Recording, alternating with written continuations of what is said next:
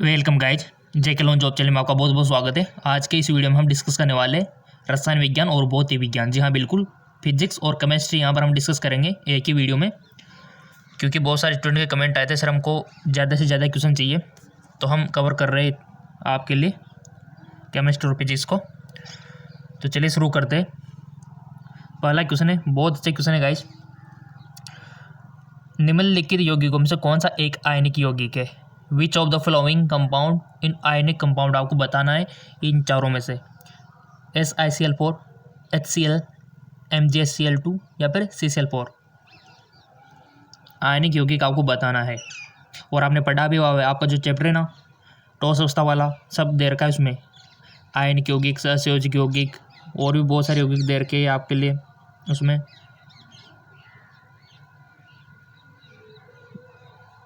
Choose कर लिया होगा कौन सा आयनिक यौगिक है। सो इसका राइट ऑप्शन हो जाएगा आपका MgCl2। ये आयनिक यौगिक है जिनमें आयनिक बंध होता है। ठीक है, अगला क्वेश्चन, और खुद से आंसर देने का प्रयत्न कीजिए। पहले आप ये मान के चलो कि आप अपना एग्जाम यहीं पर दे रहे हो और कितना आपको आता है। निम्नलिखित यौगिकों में से कौन सा एक कार्बोक्सिलिक अम्ल है? Which of the flowing compound is a carboxylic acid? Option है हाइड्रोआइडिक अम्ल, टार्टरिक अम्ल, कार्बोक्सिलिक अम्ल, कार्बोनिल अम्ल। कौन सा एक कार्बोक्सिलिक अम्ल है? बहुत अच्छा क्वेश्चन है।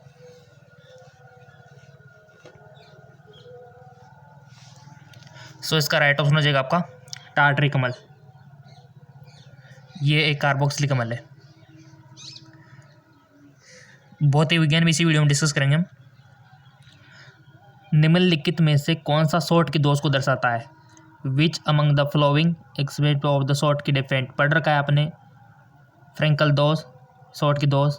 तो बता दो आंसर से क्या होगा। सॉल्ट की दोष को दर्शाता है SrCl2, NaCl, AgI या फिर LiCl।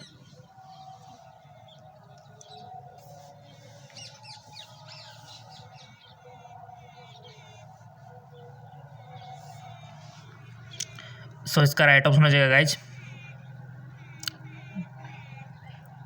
NaCl। ठीक है, और क्वेश्चन पूछ लिया जाए कि सर आपसे किस में सॉल्ट की और फ्रेंकल दोनों कौन दर्शाता है, ये भी आपके दे रखा है ठोस अवस्था वाले चैप्टर में, देखना न्यूमेरिकल है। और न्यूमेरिकल के लिए तो हमने आपसे बोल रखा है कि फॉर्मूले तैयार रखना एक नोटबुक में लिख के, सारे को एग्जाम से पहले आप उसको पढ़ के जाना। एक गेंद का डी ब्रोगली तरंगदैर्घ्य क्या होगा जिसका द्रव्यमान 10 किलोग्राम और वेग 10 मीटर पर सेकंड है? आपको डी ब्रोगली तरंगदैर्घ्य बतानी है guys. The de Broglie wavelength of the ball having mass of the 10 kg, velocity 10 metre per second. द्रव्यमान दे रखा है आपको, वेग दे रखा है। ठीक है, दो चीज़ आपको दे रखी है और आपसे वेवलेंथ पूछी गई है, तो बता दो वेवलेंथ आपको निकालनी है। और जो आंसर आपका है यहाँ मैच करवा लेना कौन सा सही है, और फिर टिक लगा देना किसी एक पे। न्यूमेरिकल पूछे जाएंगे आपके एंट्रेंस एग्जाम में, चाहे वो आपका BS नर्सिंग का एंट्रेंस एग्जाम हो, पैरामेडिकल का हो, फार्मेसी का हो, न्यूमेरिकल सबसे पूछे जाएंगे। या फिर आप एग्रीकल्चर का किसी का भी एंट्रेंस एग्जाम दे रहे हो 12th के बाद, न्यूमेरिकल बनता है। सो इसका राइट ऑप्शन सबका आ गया होगा 6.626 मल्टीप्लाई 10⁻36 मीटर। करेक्ट। नेक्स्ट, एक सहसंयोजक टॉस के लिए सही उदाहरण की पहचान करें। Identify the correct example for the covalent solid. SiC, SO2, I2 या फिर ZnS।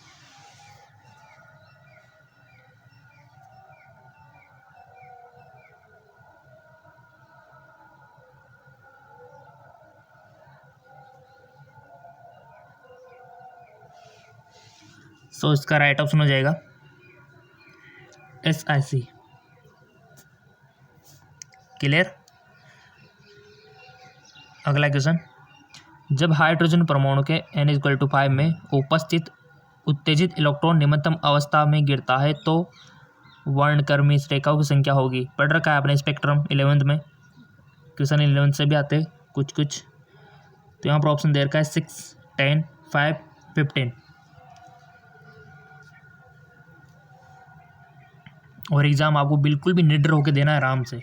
जैसे यहाँ पर आप सेलेक्ट कर रहे हो ना, अभी कर लिया होगा सबने, निकाल लो गाइस, आपने पढ़ा हुआ है, ऐसी बात नहीं है, सब आप पढ़े हुए क्वेश्चन आएंगे। सो इसका राइट ऑप्शन हो जाएगा आपका 10। अगला, निम्न में से किस अभिक्रिया में नए सीसी बंधन, ठीक है, का निर्माण होता है? सीसी बॉन्ड से हमने पढ़ रखा है ना, तो बताइए किस अभिक्रिया में होता है सीसी बॉन्ड का निर्माण? ऑप्शन दे रखा है कि मिथाइल क्लोराइड और methenamine, benzene, ethyl bromide, ethyl bromide, Mg शुष्क ईथर, या फिर 1 क्लोरोप्रोपेन, या फिर HCl। बहुत अच्छा क्वेश्चन है।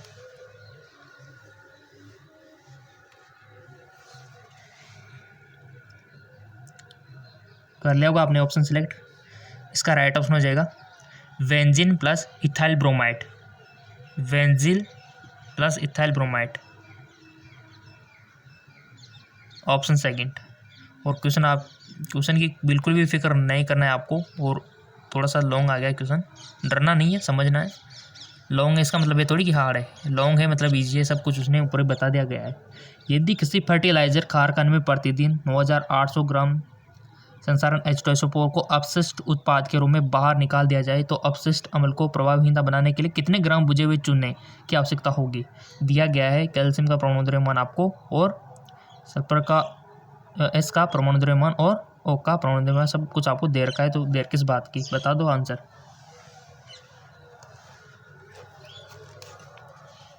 आपने अपनी नोटबुक में जो भी फॉर्मूला इसके लिए लिख रखा है कि ऐसा क्वेश्चन आ जाए तो कौन सा फॉर्मूला हमको लगाना है, उसको अप्लाई कीजिए और ये मान उसमें कोड कर दीजिए। ये मान के चलो कि ये मान के चलना है आपको कि मान लो आप एग्जाम में आ गया क्वेश्चन, अब कैसे करोगे?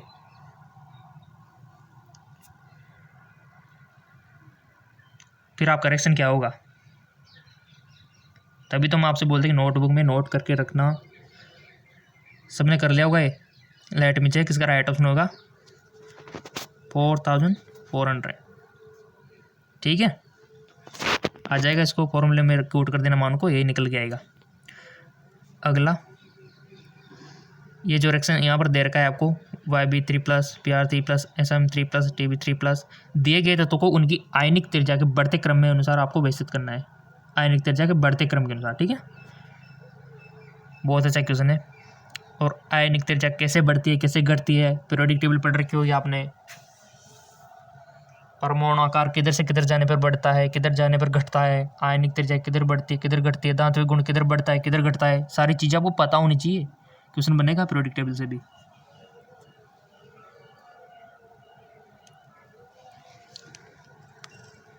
आयनिक त्रिज्याओं के बढ़ते क्रम में सबसे छोटी उससे बड़ी, उससे बड़ी, उससे बड़ी, इस प्रकार से आपको क्रम में व्यवस्थित करना है। तो इसका राइट ऑप्शन है YB3+, TB और SM, और यानी कि पहला वाला सही है, ये वाला, ये क्रम सही है। ऐसे क्वेश्चन आते हैं गाइज आपके। जिन्होंने हमारे जेकलोन जॉब के सारे क्वेश्चन कर लिए होंगे, समझ लो उसका सिलेक्शन हो गया बिल्कुल। अगर आपको क्वेश्चन आ रहे हैं तो देखो सिंपल सी बात है, धातु A को जब ZnSO4 विलयन के साथ उपचारित किया गया तब एक गुलनशील लवण के निर्माण के कारण विलयन हरे रंग में बदल गया। धातु A की पहचान करें। मोलिब्डेनम, पेरस, Pb, कोबाल्ट, सब कुछ दे रखा है आपके सामने। धातु A की पहचान आपको करनी है। ऐसे भी क्वेश्चन आते हैं आपके।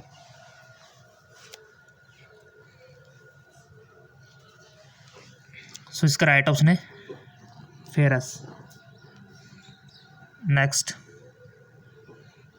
यदि कैल्शियम फॉर्मेट को कैल्शियम बेंजोएट से आसुत किया जाता है तो निर्मित एल्डिहाइड है एसिटोफेनॉल, एथेनॉल, प्रोपेनॉल, या फिर बेंजील्डिहाइड। बहुत अच्छा क्वेश्चन है। और क्वेश्चन तो देखो हमने आपके लिए बॉटनी और जूलॉजी के भी दे दिया आपको। अब आप बोलेंगे सर कहाँ पे? अभी सुबह तो वीडियो बनाया था, वो दूसरे चैनल पर हमने अपलोड कर रखा है, लिंक दे रखा है, उसे आपको बिल्कुल भी फिक्र नहीं करनी है। आप वीडियो देखते रहिए, जब ये फिनिश हो जाए फिर उसको देख लेना। तो इसका राइट ऑप्शन हो जाएगा कि यदि कैल्शियम फॉर्मेट को कैल्शियम बेंजोएट से आसुत किया जाता है तो निर्मित एल्डिहाइड है। तो इसका राइट ऑप्शन है बेंजील्डिहाइड, ठीक है। क्वेश्चन हम सारे दे रहे हैं, बॉटनी के भी, जूलॉजी के भी, फिजिक्स के भी, केमिस्ट्री के भी। अब आप देख लो कितनी मेहनत करनी पड़ती है आपके लिए, बट आपके लाइक होते हैं ना, लाइक देख के हमको क्या है, मोटिवेशन मिल जाता है और थकान महसूस नहीं होती। परमाणु संख्या की कौन सी जोड़ी एस ब्लॉक के तत्वों को दर्शाती है? Which pair of the atomic number represent S block element? कौन सी जोड़ी एस ब्लॉक के तत्वों को दर्शाती है? यहाँ पर दे रखा है 12, 20, 12, 22, 11, 18, 14 या फिर 19।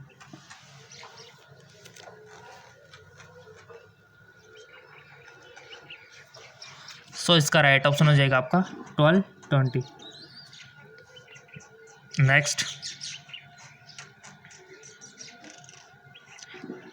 3D कक्षा के ऑर्बिटल में नोडेतलों की संख्या होती है। The number of nodal planet in 3D orbital 0, 2, 3, 5।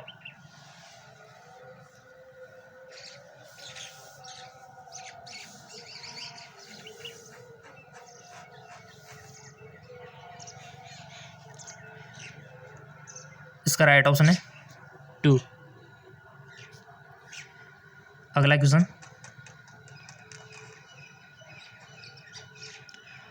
Hydrogen परमाणु का रैखिक स्पेक्ट्रम निम्न के सदृश होगा? Lithium, beryllium, helium, lithium plus ion भी दे रखे आपके लिए। रैखिक स्पेक्ट्रम निम्न के सदृश होगा। आपने अपना ऑप्शन सिलेक्ट कर लिया होगा। इसका राइट ऑप्शन है helium ion, He plus ion. अगला, जब लोहे की सतह को जस्ते से लेपित किया जाता है तो जस्ते लोहा विद्युत रासायनिक सेल के रूप से कार्य करते हैं। क्रमशः सेल के एनोड और कैथोड। विद्युत रासायनिक वाला चैप्टर रसायन विज्ञान क्लास 12 से लिया गया क्वेश्चन। जिन्होंने विद्युत रसायन पढ़ी होगी वो तो इसको कर देगा चुटकियों में। एनोड और कैथोड है। यहाँ पर दे रखा है कि क्रमशः आपको बताना, देखो एनोड पहले और कैथोड बाद में, यानी कि Fe एनोड है, जिंक कैथोड है। क्या सही है? या फिर जिंक एनोड है, फेरस कैथोड है, या फिर ग्रेफाइट एनोड है, जिंक कैथोड, या फिर फेरस एनोड है, ग्रेफाइट कैथोड है? बताओ कौन सा क्रम सही है?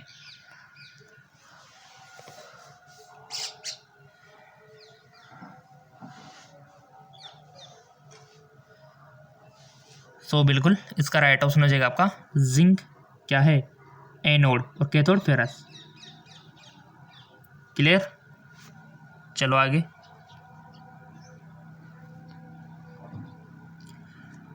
निम्न विकल्पों में से कौन सा कथन गलत है? बिल्कुल, KMnO4 का बैंगनी रंग, MnO4- DD इलेक्ट्रॉनिक संक्रमण, परमैंगनेट रेनाइन में चतुष्फलक की संरचना होती है, या फिर KMnO4 H2SO4 को SO4 में ऑक्सीकृत करता है। तो इसका सारे KOH के साथ गर्म करने पर पोटेशियम परमैंगनेट में विकसित हो जाता है। बहुत अच्छा क्वेश्चन है।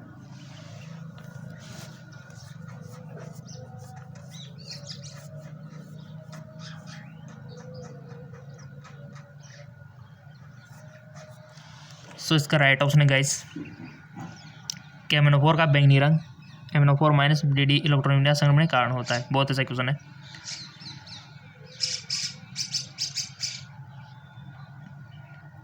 चलो आगे। कौन सा रेडियोधर्मी समस्थानिक लक्ष्य नवय के रूप में निकल का उपयोग करके NP अभिक्रिया द्वारा उत्पन्न किया जाता है?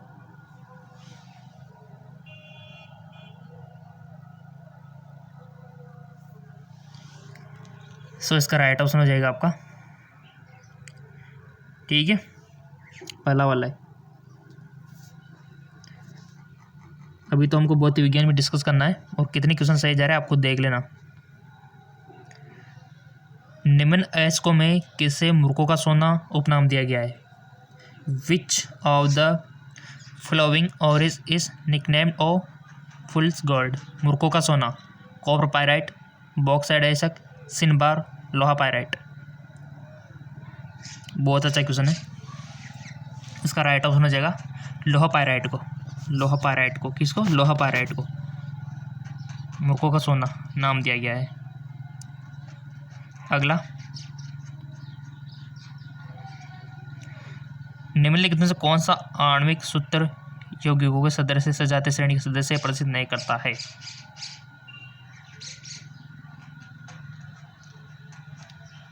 C4H10, C6 या फिर H। देख रहे होंगे ना आप यहाँ पे, तो इसका राइट ऑप्शन है C5 और H10। अगला क्वेश्चन, निम्नलिखित में से कौन सा थर्मोसेटिंग बहुलक पॉलीमर का एक विशिष्ट लक्षण नहीं है? पॉलीमर से क्वेश्चन आता है गाइस आपके। सो इसका राइट ऑप्शन हो जाएगा आपका गर्म करने और ठंडा करने पर उनके गुणों में कोई बदलाव नहीं होता।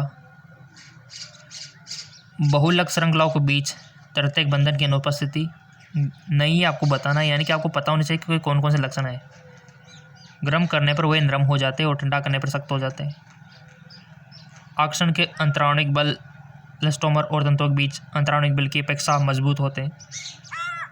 सो इसका राइट ऑप्शन हो जाएगा, पता है ना आपको थर्मोसेटिंग बहुलक के बारे में।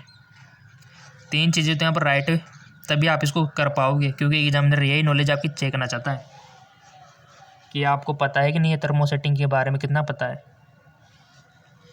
तो इसका राइट ऑप्शन हो जाएगा गाइज, इसका जो करेक्ट आंसर है कि आकर्षण के अंतराणिक बल स्टोमर और तंतुओं के अंतराणिक बल की अपेक्षा मजबूत होते हैं। ये गलत बात है, ये लास्ट वाला, और बाकी के जो तीनों ऑप्शन है वो सही है। ठीक है, तो ये हमारा ऑप्शन 4 इसलिए करेक्ट है। अगला, निम्नलिखित में किसकी परमाणु त्रिज्या न्यूनतम होनी चाहिए? परमाणु से पढ़ रखा होगा आपने पीरियोडिक टेबल तो बचपन से। सो यहाँ पर दे रखा है जेड में 12 प्रोटॉन और 10 इलेक्ट्रॉन, 12 प्रोटॉन और 12 इलेक्ट्रॉन, 12 प्रोटॉन और 13 इलेक्ट्रॉन, 12 प्रोटॉन और 11 इलेक्ट्रॉन। परमाणु त्रिज्या किसकी न्यूनतम होनी चाहिए? अब बताओ ईमानदारी से।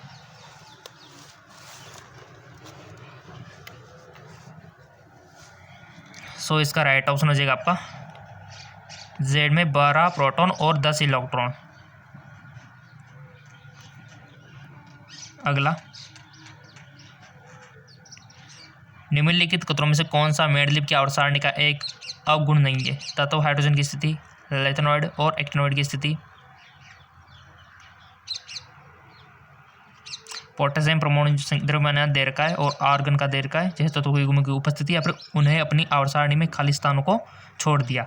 मेंडलीव की आवर्त सारणी का एक अवगुण नहीं है, पता है ना आपको मेंडलीव की आवर्त सारणी। तो इसका राइट ऑप्शन हो जाएगा आपका उन्होंने अपनी आवर्त सारणी में खाली स्थान को छोड़ दिया, क्योंकि फ्यूचर में आएंगे।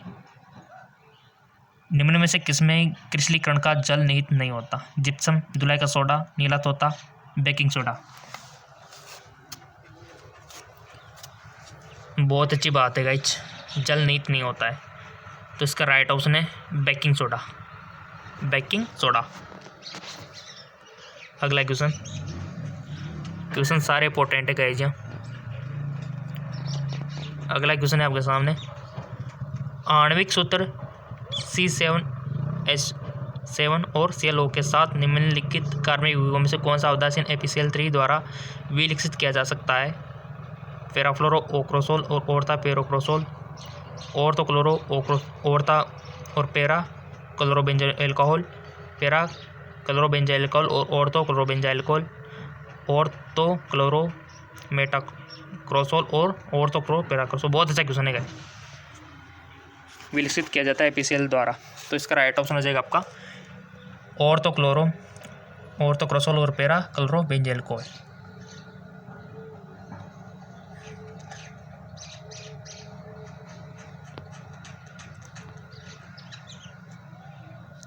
HCl के तनु जलीय विलयन में निम्नलिखित में से कौन सा उपस्थित होता है? Which of the following is present in direct aqueous solution HCl? HCl के तनु जलीय विलयन में निम्नलिखित में से कौन सा उपस्थित होता है? H+Cl, H3O+, या फिर H3O+Cl। फिजिक्स भी डिस्कस करनी है अभी, इसके बाद फिजिक्स चलाएंगे अभी इसी वीडियो में हम फिजिक्स का डिस्कस करेंगे। तो इसका राइट ऑप्शन है H3O+Cl, H3O+Cl। फिजिक्स शुरू कर देते हैं यहाँ से। चलिए भौतिक विज्ञान के क्वेश्चन न्यूमेरिकल आपसे पूछ लेते हैं। देखो यहाँ पर दे रखा है आपके लिए कि एक क्षेत्र में समान दिशा में एक समान विद्युतीय और चुंबकीय क्षेत्र मौजूद है। यदि एक धनावेशित कण को निश्चित वेग के साथ क्षेत्रों की दिशा में प्रक्षेपित किया जाता है तो कण का मार्ग एक होगी हेलिक्स, सीधी रेखा, परवलय, वर्त। ऐसे क्वेश्चन आपसे पूछेंगे, न्यूमेरिकल भी बताएंगे अभी आपको। और आपको तो यही मान के चलना है कि हम एग्जाम दे रहे हैं अभी, ऐसे तो क्वेश्चन आएंगे और क्या, बिल्कुल भी आपको नहीं घबराना है। पेपर फाड़ क्या होगा आप देखना। इसका राइट ऑप्शन है सीधी रेखा। फाड़ने का मतलब ये नहीं कि आप वहाँ फाड़ दो, फाड़ने का मतलब अच्छे से करके आना।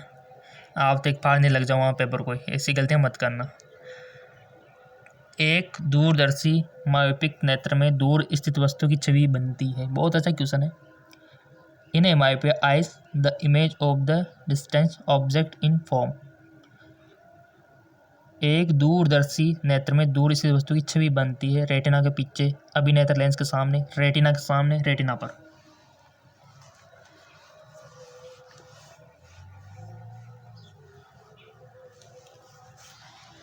सो इसका राइट ऑप्शन है रेटिना के सामने।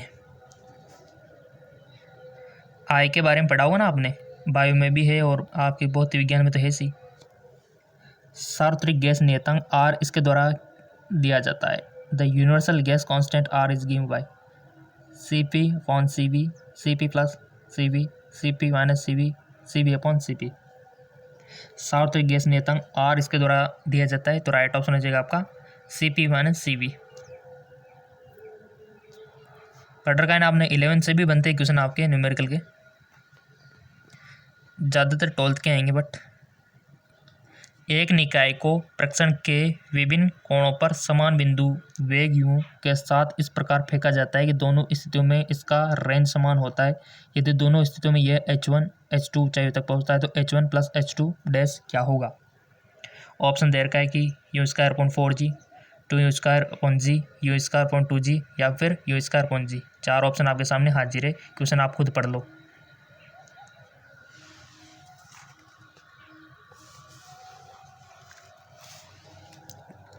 इसका राइट ऑप्शन है, हम आपको बता देते हैं, आपने तो वैसे सेलेक्ट कर ही लिया होगा, इंटेलिजेंट स्टूडेंट हो। सो इसका राइट ऑप्शन है यू स्क्वायर अपॉन 2g। ठीक है, you square upon 2g, you square upon 2g। पहला वाला ही सही है, सॉरी पहले वाला में तो 2g नहीं है नीचे। ऑप्शन थर्ड इसका करेक्ट ऑप्शन हो जाएगा। देखो अच्छे से देखना है, आपको वहाँ चार ऑप्शन देखने देखो। और जिनका ऑनलाइन है एग्ज़ाम तो अच्छे से, ऑनलाइन वालों को दिक्कत ही नहीं होती। ऑनलाइन वालों ने एक बार गलती भी कर दी तो कोई दिक्कत नहीं, वो दोबारा सही भी कर सकता है। बट ऑफलाइन में एक बार जो आपने टिक मार दिया ना, वो सही नहीं होता। तो ऑफलाइन थोड़ा ये होता है। अगर जिनके ऑनलाइन एग्जाम है उनका तो बड़ा फ़ायदा है, आपने कोई भी क्वेश्चन गलत कर दिया, 1-2 मिनट बाद याद आया तो आप उसको सही भी कर सकते हो।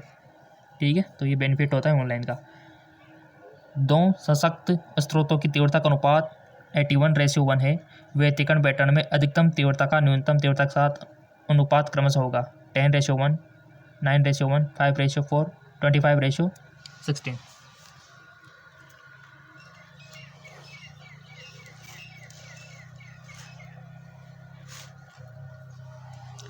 इसका राइट ऑप्शन हो जाएगा आपका 25:16। ठीक है, अगला, एक कण का वेग v = at प्लस b दिया गया है। ए का v में सूत्र है t l lt-2 lt-1।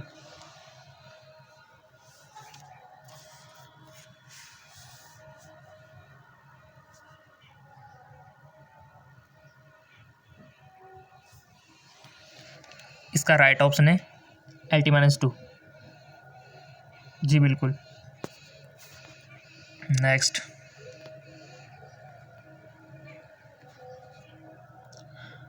12 ओम प्रतिरोध वाला 10 मीटर जो लंबा एक तार है 6 वोल्ट EMF की एक बैटरी के साथ और 3 ओम वाले एक प्रतिरोध के साथ श्रृंखला में जुड़ा हुआ है तो तार में विभव होता है। बैटरी का आंतरिक प्रतिरोध नंग में है। ठीक है, 0.6, 0.45, 0.4, 0.48।